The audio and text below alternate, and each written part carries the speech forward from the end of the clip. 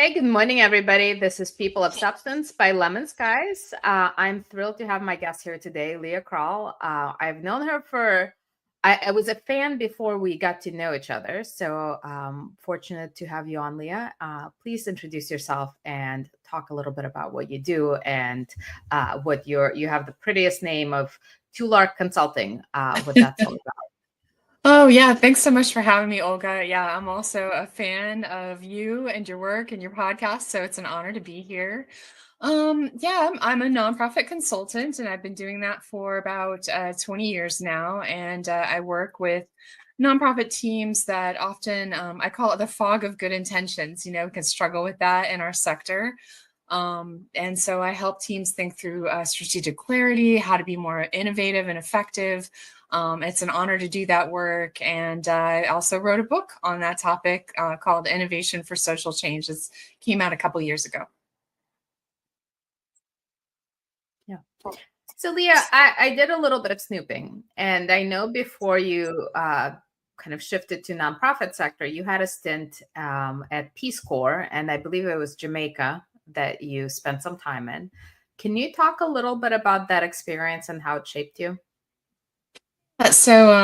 Yeah, my career has had some wild twists and turns. I don't know if I ever early on if I ever would have even dreamed that I'd be doing what I'm doing now. But I started out in the business world, and I was working in quality systems, and I was also like a junior CAD designer, and things were rolling along. It was okay, but I just felt like something was missing. And my husband and I were having all these late night conversations about what we wanted out of life and our career journey, and we decided to apply as a married couple to the Peace Corps and got in and went to Jamaica. And yeah, those 2 years in the Peace Corps were really life-changing. Of course, we do have poverty in the US, but what I saw in Jamaica was unlike anything I had seen before in the US.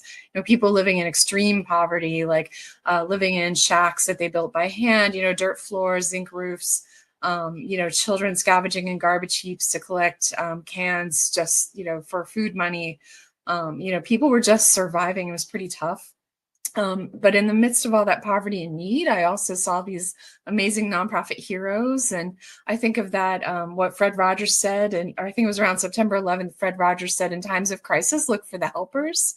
And that's just heroic people, right? And doing community development and community service and nonprofit leaders. And I just fell in love with nonprofits at that point. And so when I finished my 2-year tour of duty and came back to the US, I just couldn't get those heroic people out of my mind. And so that's where I kind of made a mental shift that, if I could take the good things that I learned from the business world, systems and processes and better ways of doing things, but translate it and apply it to help nonprofit heroes, that's what I'd love to find a way to do. And so that's what I kind of made that shift. And that's what I've been doing for these last 20 years. And it's wonderful work.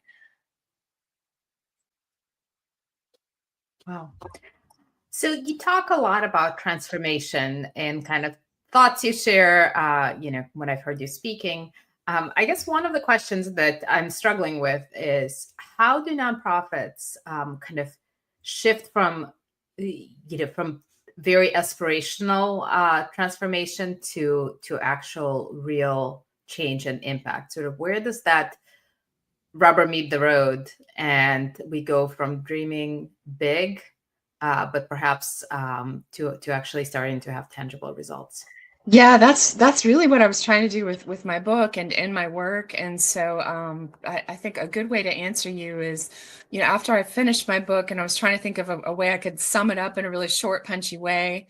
And I realized there were 6 principles that kind of all work together to help us get from aspiration to impact. So I'll just share those briefly, but so to me, the 6 steps are number 1, kind of act like a detective, right? We have to be fearless problem solvers to uncover hidden needs, right? So in the nonprofit world, right, there's some problem that we're trying to solve.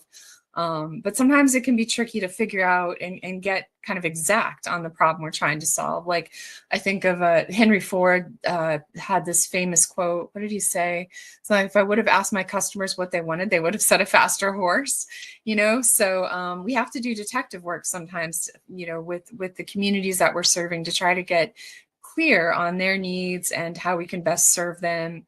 An example I love, in India, cataract surgery was out of reach for most of the poor, but an eye clinic there, a doctor with a big heart noticed that need and set out to change that. And what they ended up doing, it's Aravind Eye Clinic, but they ended up revolutionizing eye care for the poor.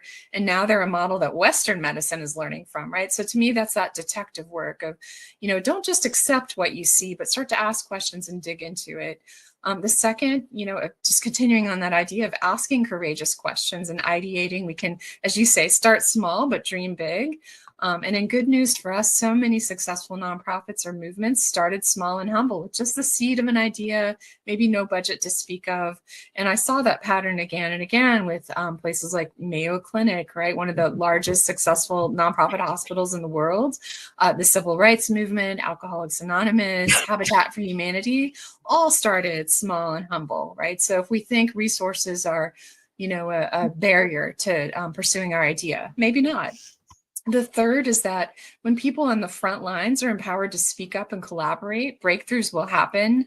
I have a great story in my book about the night staff at Mayo Clinic who found ways for patients to get a better night's sleep. So, it's those people on the front lines carrying out the work are often the ones with the best ideas. The fourth is to leave room for experiments, play, risk-taking, and even that big scary word failure, because failure really, it comes with the territory. Right? Innovation's all about trial and error. And I think sometimes we like to skip over that error part, but failure comes with risk-taking and innovation. That's just part of it. The fifth is embrace continuous learning by asking ourselves hard questions. I have a whole chapter in my book on metrics and evaluation and how that can help or hinder innovation. And then the last is persuasion, which I know is definitely your wheelhouse, Olga, but we have to be really good at persuasion. And as I was researching the book, at one point I started laughing because Mother Teresa and Fred Rogers both experienced people saying no to them, right? Doors closing in their face. Mother Teresa, Fred Rogers, right? People we know were our powerhouses today, right? But so that's encouraging, I think, to the rest of us that, look, if you're trying to find newer, better ways of doing things, you have to have kind of a thick skin. You have to be able to be very persuasive. You're going to hear no's, but in good news, we can learn how to do this and get better at it. So to me, that's how I think of answering your question. Kind of all six of those things work together. We need all of them. And that will help us get from, aspiration into impact. So very practical steps. Yeah, no, you cover a lot of ground with that, and I actually am really struck with that. Listen to the people on the front lines, because I think sometimes theoretical approaches and frameworks kind of take over without realizing what people actually need on day-to-day basis, or somebody who might observe something and improve it. So Yes. that really strikes a chord with me. Yes, yeah. And I mean, I can share more of that story. Like it's the Mayo Clinic story is so interesting. And you think of processes and systems, and a lot of people kind of gloss over, but that's so important, right, in a workplace. And that night staff at Mayo Clinic, it was not accidental. They were empowered to do that. And the way Mayo Clinic is structured is they have these organizational values, and it's one of them is the needs of the patient come first. And I think a lot of organizations are just kind of platitudes on the wall that people, learn once they're hired and onboarded and never think about again. But at Mayo, they're trained, they're serious about this, so much so that I have this quote from a Mayo Clinic staff member who said, if the employee's choices are either getting back to work on time or taking 10 minutes to get a wheelchair for a patient who seems unsteady, the patient will get the wheelchair. And to me, that's bottom-up empowerment, right? And with the night staff, it was that same sort of thing. They were worried because, a good night's sleep is so important to a patient's health and healing. And there's a lot of noise in hospitals, right? And so they suggested, well, why don't we do noise studies and see what we can do about this? So they did. They did noise studies, which led to designing quieter flooring, quieter wheels on food carts, and lower decibels for overhead paging. And to me, that's not accidental, right? That's intentional. And that's how, we can build this sort of practices into our nonprofits. Yeah. Well, and that's not a small thing. Redesigning the floors, that's definitely, putting your money where your mouth is. Definitely.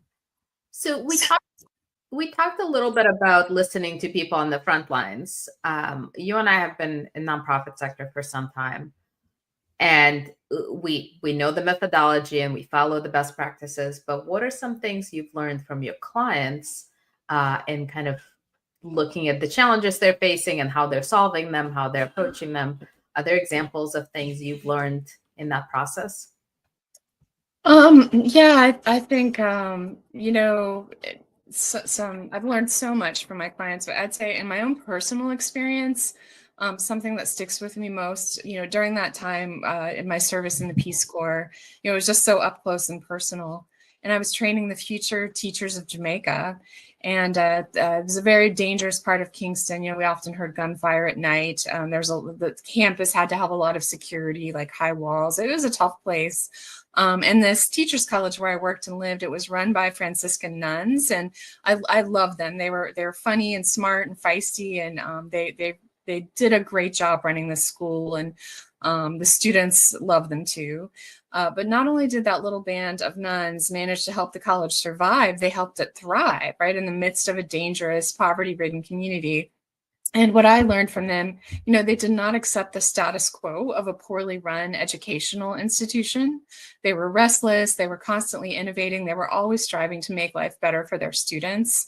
And, thanks to the generosity of sisters like these, generations of students have gained a quality education. And, those trained by the Teachers College graduate and go on to teach their own classrooms across Jamaica. And I thought, how many lives have they impacted, right? That's so powerful. And it was an honor for me to be a part of that. And I was teaching computer literacy to the future teachers of Jamaica. And it was just an honor to be alongside them. And, to me, to be a part of an institution that's teaching hope and skills, I was really moved by that experience and learned from it. And it kind of changed the direction of my career and my life. That must have been an incredible experience. I'd love to see photos sometime. I just cannot even imagine what it must have been like for you. Yeah, it was great. It was fun. I So Leah, mentioned. I wanted to ask you, Oh, go right ahead. it just keeps cutting in and out sometimes, the audio. That's why if I interrupted you, I apologize. Oh, no worries. So next question I wanted to ask you is a little bit self-serving. We hear a lot about being really busy. We hear about it in our personal lives and our work lives. Um, is there a sustainable approach to prioritizing things? Yeah, when I think of your question, I think we can think in terms of the organization prioritizing or individuals prioritizing and struggling. I think in the nonprofit world, there's definitely compassion fatigue. We can be stretched too thin. We absolutely struggle to prioritize. It's because our hearts are in our work, right? We care about our missions, and it can be really hard to say no to things. And I think at the same time, there can be this sort of misguided thinking that we don't have time to be strategic because we're just too busy. So if we're thinking about how a nonprofit organization or a team prioritizes, one of the things I teach in my book, the whole first third of my book, is how to use design thinking techniques to get clarity about our mission. And it's really meant to be fun. Like design thinking is used by creative companies like Pixar, and marketing. It's been around for like 40 years. So I thought, there are probably parallels to designing a movie and designing your nonprofit program interventions. And so the first third of my book really takes a nonprofit team through those thought exercises, and it's fun. So that's kind of my answer to the organization. But I think if we're thinking personally, right, about how we can personally think about prioritizing and focusing, I have a chapter in my book called "What's Your Superpower?" And the reason I wrote that, is to be entrepreneurial, we have to say no to things, right? We have to, to really be a leader in our space. We have to kind of know who we are, know our gifts, say no to things, right? So we can prioritize. And I think, are we guardians of our time and talents in the same way that we're guardians of our bank account, right? Are we protective of it? Because we can't say yes to everything, right? We have limited time. We have to make trade-offs. and life is short, right? So how do we get there? And so to me, it's about being clear about our unique abilities and our vision for our life. Economists would call this figuring out your comparative advantage. But I call it, figuring out what your superpower is. And in that chapter, I share a lot of self-reflection questions to help you think through it. Like, for example, what in your life sparks joy? Or the converse, what do you hate doing? And maybe it takes a little experimentation to figure that out. I know at a nonprofit, I volunteered to help at an event, and I very quickly realized that is not my gift. I really hate managing events. It's stressful to me. And so, through that process of trial and error, right, you figure out what you love or what you're not so great at. Do you have a really wacky combination of interests, maybe something unexpected? You think of Fred Rogers and Mr. Rogers' Neighborhood, what a strange combination of interests and talents he had, right? He was great at puppetry. He was an excellent musician. He went to Presbyterian seminary, so he had this deep sense of morality and empathy for others. And then children's television programming. That's an odd combination, right? But in hindsight, you can kind of see how, oh, yes, of course, that kind of led him to creating something like Mr. Rogers' Neighborhood. Another question, too, is thinking about maybe a major life trial that's really shaped you. You think of Martin Luther King, who was, as everyone he loved and cared about was suffering under Jim Crow laws. Or Fred Rogers, who had severe childhood asthma as a child. And so he was, his parents, for his own safety, kind of isolated him, kept him in a room with air conditioning. And so there he was, just passing the time and kind of coming up with skits and making his own puppets. And became good at that, right? So sometimes, tough things in our life might shape our direction and our passion. So that would be where my mind goes when you ask about, how do you prioritize? It's maybe taking a step back and making sure, that we've done that hard thinking about ourselves, so that then we can, say no to things that are more of a distraction. Yeah, no, I love that. And it takes some self-discipline, which can be very, very challenging, to kind of walk away and say no, to prioritize and focus Yes. your time. It's a small thing that I do, but like when I track how I spend my time, just in the course of the day. I had an interview with Olga, blah, blah, blah, kind of just listing out the things that I did. And at the end of each month, I go back and rate things from what were the highest value things I did, what were the lowest value things I did, and then just pay a lot of attention. Like, why didn't I say no to some of those lower value things, right? What can I learn so that next month, right, I'm going to manage my time a little better. So that's kind of to your point about discipline, right? It's a small thing, but it's a way that helps me focus. I'm just going to clarify for those watching us that you're not saying this is low value. So, no, absolutely not. No, this is great. So, Leah, there's sort of some areas of nonprofit work that are very clear, right? Or there are occupations that are so clear, like nursing, for example, or a teacher. It's a very kind of specific occupation. But many of us sort of fall into these more complex areas. So how do we describe what we do? How do you describe what you do? Yeah, that's a great question. Yeah, perfect segue from what we were just talking about and figuring out your superpower. So yeah, I've thought a lot about this for myself, and I often think, well, what if the next Martin Luther King, the future Martin Luther King, or the next, Mother Teresa didn't actually come forward with their gifts? The whole world loses. So to me, what I'm here to do is encourage those people who are builders, healers, and change makers who are doing this essential work of helping people in need and solving social problems. So that's kind of my purpose and how I think about it. So I work with mission-driven organizations, leaders, whether it's in education or special needs dentistry or women's empowerment programs. I kind of work across the spectrum with nonprofits that are doing good things. And I just believe the world needs more what I'll call goodness entrepreneurs. So how do I help them and encourage them and kind of just break down the steps of, whatever their goals are, their mission to achieve them. And so I do this as a consultant, an author, and a speaker. And sometimes that might mean facilitating a board retreat or coaching a team through a strategic pivot. Or sometimes it's helping an executive director make the case for bold experimentation or risk taking to a skeptical donor. Or guiding a team through those design thinking steps to surface creative solutions. And what I love is watching that shift happen, when a team gains that clarity. And that clarity is so important. And to me, it's the important work that's upstream of fundraising and marketing.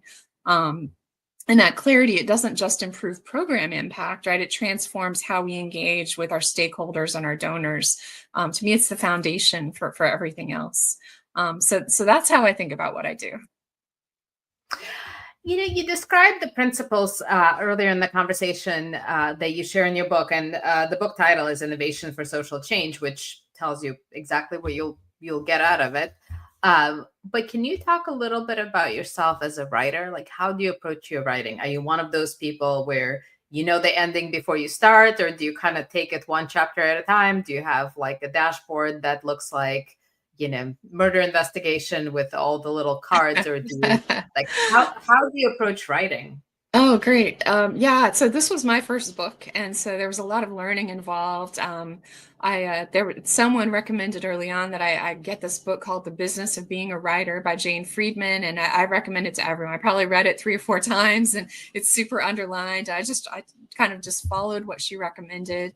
I also had years before taken a creative writing class where the instructor said, most writers are either, she called them plotters or pantsers. So plotters are people who kind of make your outline, plan out what you're going to do, right? And pantsers are more seat of the pants. You just sit down and start writing without much of a plan. I'm a plotter. So when I knew when I wanted to write a book based on my work, I have about 20 years worth of PowerPoints on things like theory of change and taking teams. So I had a lot of material. So I kind of made this outline, I'd say about a 2-page outline with here's what I think I want the book to do. With kind of rough chapter outlines and titles, which I knew would probably change a bit, right? And I put that outline in front of a focus group, got some early feedback, which was very helpful, and then just set to work. So once I finished a chapter and I'd revised it already 20 times. And thought it was in a good place, I would send that chapter off to a couple of chapter reviewers, not your mom, not your best friend, but people who might be skeptical, tough readers, right? And then I would, get the chapters back kind of red inked. And, it took some humility when you thought you were giving them gold, right? But to me, that they were always right, so that to me, that's how I think of the writing process. You're constantly revising and thinking, but you're learning so much in the process. There were ideas I had that I changed my mind about, right? Just through the process of writing and learning. One of those was how I thought about scaling. I set out to write a chapter on scaling, thinking that every nonprofit should plan to scale, that was always right. And once I actually thought through it and worked and interviewed folks and learned more, I realized, no, not actually, right? Sometimes, maybe you should strategically stay hyper local, right? And so many ways to think about scaling, right? Not just like a franchise where you're expanding your model across the country, but there's a difference between depth and breadth, right? So maybe your scaling is just you're so good at what you do that your process is a model you can share to others that they can learn from, right? So there's, things like that, right? It was just a joy to write and research and learn and grow myself. I love that kind of in the process, you sort of had a 180 on some of the topics, and that it was an exploration for you. It wasn't sort of like, here's what it is, and I'm telling this narrative, but you sort of were open enough to change your mind in the process. Yeah, there were other things like I'd always thought that so if you do a lot of metrics and evaluation in the nonprofit world, which is really hard, right? And I was always kind of envious of the business world because they have prices and profit and inventory, much more quantitative, and so I was always a bit jealous, like, oh man, they have it a little bit easier in their sector than we do. But as I was doing interviews for the book, I was interviewing an economist who said, well, not exactly. They might have a lot of data, but they still have to interpret that data. light bulb, right? Like, so they may not necessarily have it easier than us, right? So yeah, there were just a lot of really interesting learning points throughout the book that was a benefit to me, and hopefully the readers too. So do you think there will be a second book in your future? Yeah, I'm working on starting one now that I'm really excited about. Yeah, I'd say if the first book was all about the how of nonprofit innovation, and I was definitely thinking of the organization, right, in that book, like a nonprofit as a whole.